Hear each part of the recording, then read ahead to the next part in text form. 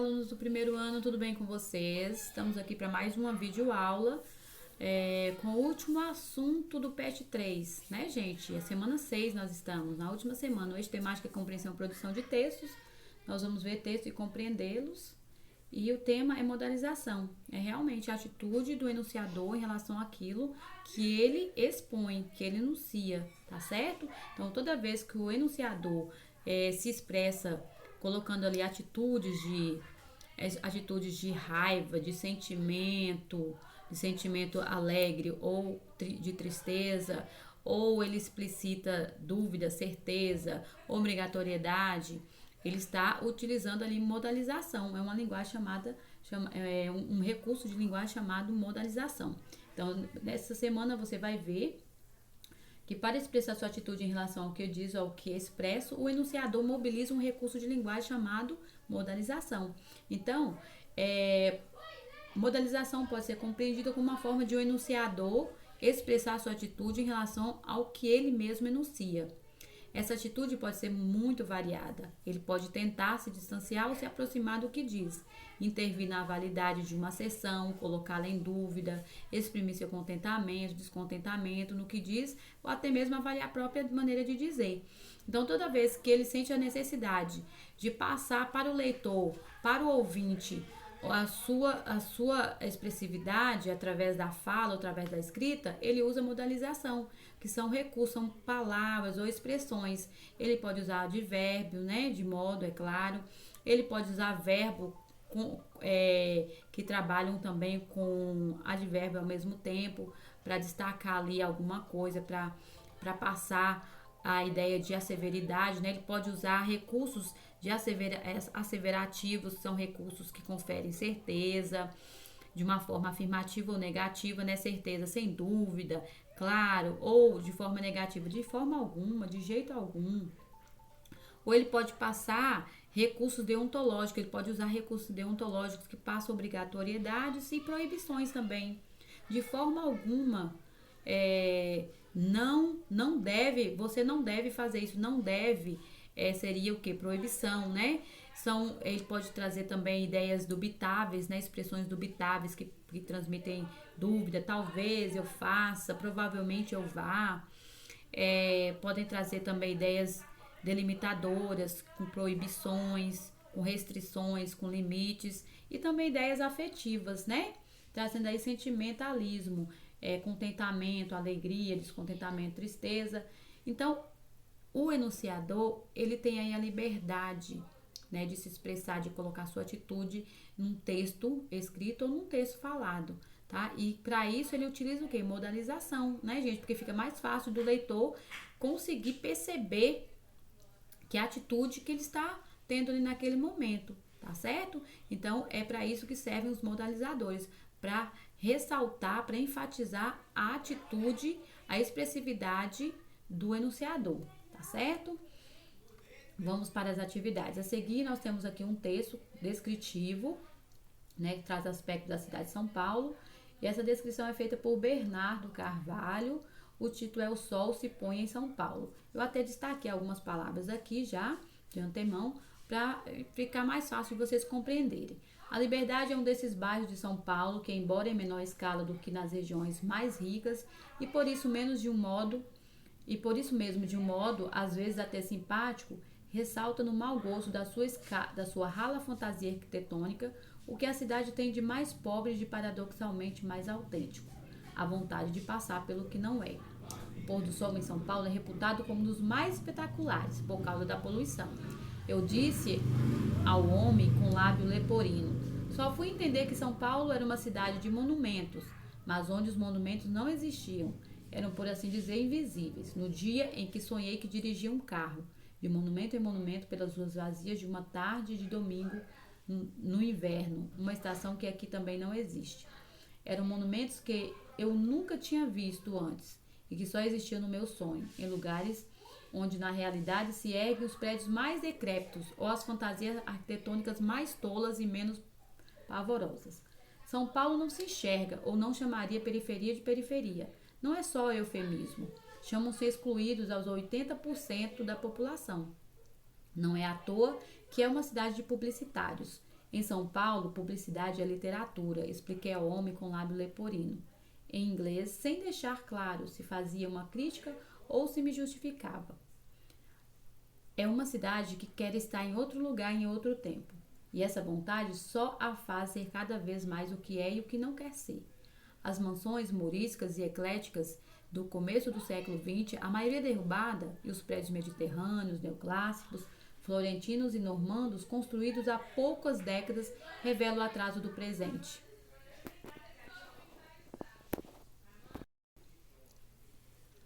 Vamos lá.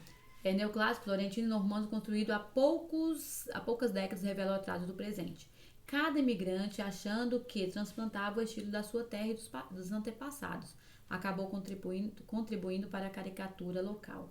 Em Nova York também houve um monumento de exaltação capitalista, de exaltação capitalista antes da quebra da Bolsa de 1929, quando o poder do novo dinheiro ergueu prédios renascentistas na tentativa de transformar a cidade numa nova Florença. Quase 100 anos depois, o poder do novo dinheiro ergueu em São Paulo, uma cidade sitiada pela miséria e pelo crime, dos quais esse mesmo poder se alimenta, embora tente em vão excluí-los.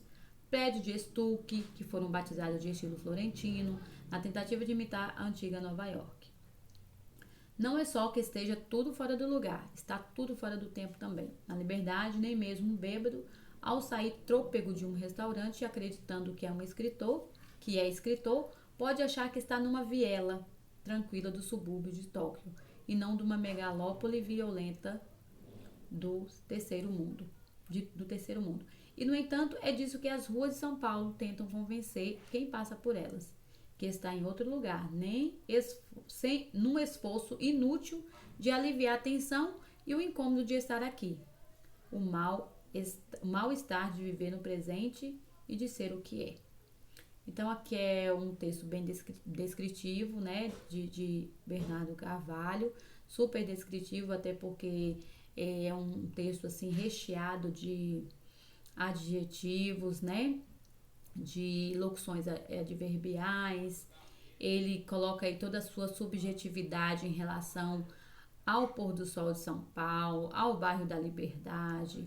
Ele fala de forma bem despojada e bem pejorativa, né, do inverno de São Paulo, que ele diz que não existe. Ele fala dos prédios de estuque, que foram batizados no estilo florentino, que tiveram a tentativa de imitar Nova York, né? Ele se coloca aqui em relação ao pôr do sol, ele fala que o pôr do sol em São Paulo é reputado como um dos mais espetaculares por causa da poluição. Então ele é bem irônico aqui, né, quando ele fala como algo pode ser reputado, pode ter fama de que é muito espetacular se tem poluição, né, gente? A poluição é algo que não é nada agradável, né?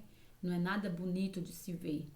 Então ele coloca aqui que o pôr do sol é espetacular por causa da poluição. Então ele é bem irônico e é um texto recheado aí de minuciosidade, de detalhes. Por isso é um texto descritivo, né? E ele usa bastante advérbios aos prédios mediterrâneos, neoclássicos, florentinos e normandos, construídos há décadas, revela o atraso do presente. Ele critica, né? Ele fala pelas ruas vazias de uma tarde de domingo no inverno, uma estação que aqui também não existe. Como não existe? Existe inverno em São Paulo, sim. Eu mesma nasci em São Paulo num ano muito frio, né, em 77. E aí eu posso retratar que a cidade de São Paulo tem um inverno muito intenso, né? Já houve invernos muito mais intensos do que hoje em dia, mas ainda nós temos manhãs muito frias, madrugadas muito geladas em São Paulo, tá certo? Então ele fala que ele fala do bairro da Liberdade. Olha, o bairro da Liberdade, gente, é um bairro que traz a identidade de imigrantes, né? Imigrantes, pessoas que vieram do Japão e que ali se instalaram e ali eles criaram a sua identidade. Restaurantes com estilos arquitetônicos focados em Tóquio. E ali ele coloca que nenhum bêbado, ao sair trôpego de um restaurante, acreditando que é escritor, pode achar que está em Tóquio. É claro, não estamos em Tóquio. Quando nós estamos na Liberdade, não estamos em Tóquio. estamos num bairro de São Paulo com arquitetura do Japão, porque ali as pessoas querem ali, né, relembrar os seus antepassados, querem criar um estilo da sua terra de antepassados e acaba contribuindo para a caricatura local. Isso é verdade. Mas a forma como ele coloca sua atitude, sua expressividade totalmente no que ele fala, né? De forma escrita aqui, ele está se colocando e ele usa o que? Modalizações, né, gente? A linguagem com recurso de modalização. Com linguagem de modalização, é claro, né? Com recursos com essa linguagem. Então, para que o leitor, nós aqui, venhamos perceber o que ele está querendo dizer. Ele quis ser irônico? Sim, nós conseguimos perceber. Ele quis retratar imagens de controvérsias? Nós conseguimos perceber, sim, através do que? Da modalização, da expressividade dele, né? Ele quis demonstrar atitudes pejorativas em relação à cidade de São Paulo? Sim, nós conseguimos através da modalização, então isso é muito importante. No texto em análise, ao empregar um conjunto de adjetivos e outras expressões de caracterização, o enunciador vai mostrando aos leitores sua atitude em relação à forma como ele percebe a cidade de São Paulo. É tudo a questão de percepção, ele consegue passar o que ele percebe. Essa descrição constrói uma imagem positiva ou negativa da cidade, né? Já ficou quase claro aí a resposta, justifique sua resposta. Então ele coloca isso de uma forma mais pejorativa, né? A cidade de São Paulo. Ao descrever o pôr do sol em São Paulo, o enunciador emprega uma expressão reputado, que é uma marca de modalização. Reputado. Traz a impressão de fama, né? Tem fama, quer dizer que o pôr do sol tem fama de espetacular. Então, o que ele quis? Com isso, ele mostra sua atitude em relação ao que diz no texto. O que isso mostra sobre sua atitude em relação ao que diz no texto? O que ele quer dizer com a palavra reputado, a expressão reputado, o que ele mostra em sua atitude? Qual é a atitude dele aí, falando que o pôr do sol é reputado como espetacular? Porque o autor afirma que o bairro Liberdade ressalta no mau gosto, olha só, ele ainda coloca a opinião dele, ressalta aí no mau gosto, é a opinião dele, viu, gente? Não é a minha opinião, que eu acho o bairro da Liberdade ainda muito assim organizado e requintado, gosto, é um bairro caro, vende comida cara, bebida cara, mas é claro, lá no Japão também tudo é muito organizado e às vezes é tudo muito caro. E assim, identidade, né? Vamos entender que essa é a identidade dos imigrantes dali. Ressalta no mau gosto de sua rala fantasia arquitetônica. E ele é até bem irônico aqui. A vontade de passar pelo que não é. A vontade de passar por ser Tóquio, quando não é Tóquio, é São Paulo. Então aqui, por que o autor afirma isso? Ao se projetar nos textos, o enunciador deixa suas marcas, muitas marcas, né? Assim, além do uso dos adjetivos para caracterizar, utiliza os pronomes, as formas verbais, os advérbios, locuções, adverbiais para revelar sua atitude. Claro, um texto assim, né? Super descritivo. Tudo que ele pôde usar, ele utilizou aí para deixar suas atitudes, suas expressividades através dos modalizadores.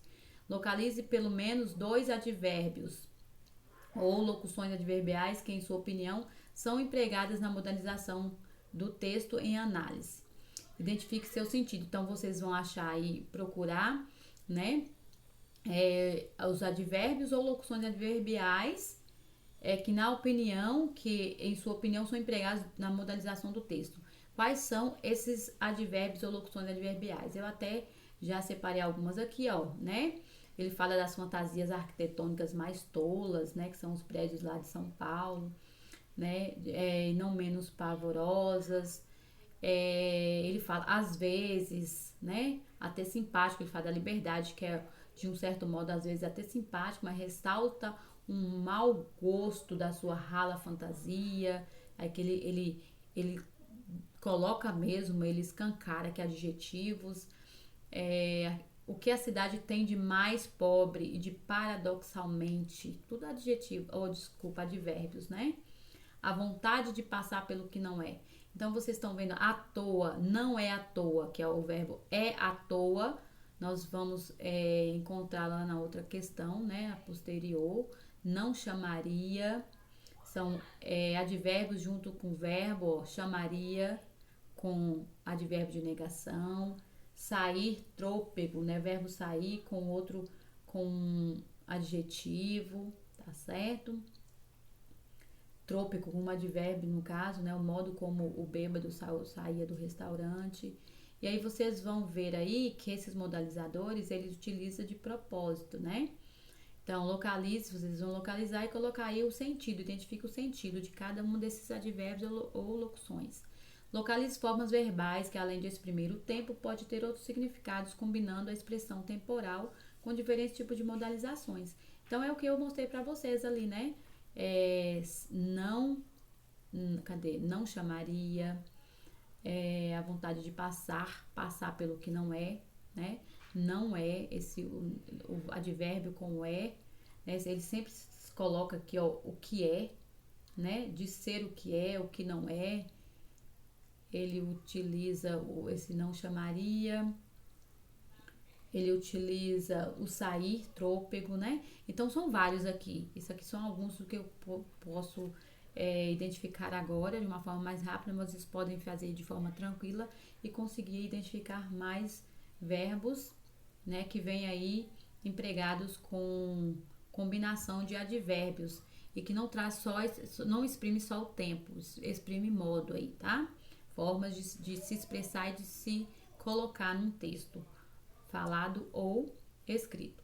A respeito da modalização, é incorreto afirmar que alguns gêneros, como o relato de viagem, as cartas pessoais, a poesia lírica, os depoimentos, os testemunhos, os relatos de memória, os textos memorialistas, entre muitos outros, têm como características a objetividade e a projeção neutra do enunciador. Gente, se o enunciador se coloca, ele já se coloca de forma subjetiva, não é objetiva, né? Como é que pode ele ter, olha só, há uma afirmação. Então, é correto afirmar isso, que alguns gêneros, como relato, testemunhos, cartas pessoais, têm como característica a objetividade e a projeção neutra do enunciador? Então, né, pensem aí. Os textos em que não se podem detectar claramente as marcas do enunciador são considerados objetivos, isto é, apresentam maior grau de objetividade? É verdade, gente. Os textos em que não se pode detectar claramente as marcas do enunciador são objetivos? A modalização pode ser compreendida como uma forma de o enunciador expressar sua atitude em relação ao que ele mesmo enuncia? Sim, verdade, né? Os textos que não se pode detectar claramente as marcas são considerados como objetivos. Então, realmente, né? Vamos colocar assim. Quando tem marcas do enunciador, ele traz um pouco de subjetividade, sentimentalismo, de afeto, né? De uma forma minuciosa. O enunciador pode ter uma atitude muito variada. Ele pode tentar se distanciar, se aproximar, intervir na validade, colocá-la em dúvida, exprimir seu contentamento, descontentamento. Isso é verdade. O enunciador, ele pode usar várias intenções delimitadoras, né? Palavras com ideias delimitadoras de colocar limite, de colocar restrição, né? Ele pode usar palavras com ideias deontológicas, que são ideias de obrigatoriedade, de proibições. Ele pode explicitar ideias asseverativas, de certeza afirmativa ou certeza negativa. Certeza afirmativa é quando ele diz sem dúvida, claro, perfeitamente, né? Certamente. E a severidade com certeza negativa seria de forma alguma, de jeito nenhum, né? E sentimento, gente, sentimento seria toda vez que ele fala de forma alegre, né? Quando ele coloca alegria, quando ele coloca tristeza também, né? Ele está mostrando o sentimentalismo ali. Ele pode se apresentar de forma com ideias dubitáveis, trazendo dúvida, né? Talvez, provavelmente, possivelmente. Então, aqui, o enunciador, sim, ele pode ter essas variadas atitudes aí de se colocar num texto escrito ou num comunicado, no enunciado oral, tá certo? Nos textos em geral, orais ou escritos, ao empregar palavras ou outros recursos como gestos e imagens, o enunciador mobiliza um recurso de linguagem. Sim, sempre vai utilizar esse recurso de linguagem para expressar sua atitude em relação ao que diz ou que expressa. né? Neste momento eu falo, eu expresso uma atitude, né? Sempre colocando essa atitude de estar passando alguma coisa para vocês, né? De deontológica ou a severidade, tá certo? De forma positiva, afirmativa ou negativa. Então, todo enunciador, ele coloca aí expressividade na fala, tá bom? E na escrita, tá bom, pessoal? Então, é só isso. Espero que vocês tenham entendido. Caso vocês não tenham entendido, podem me procurar. Estarei aqui à disposição de vocês, viu? Fique com Deus e até a próxima.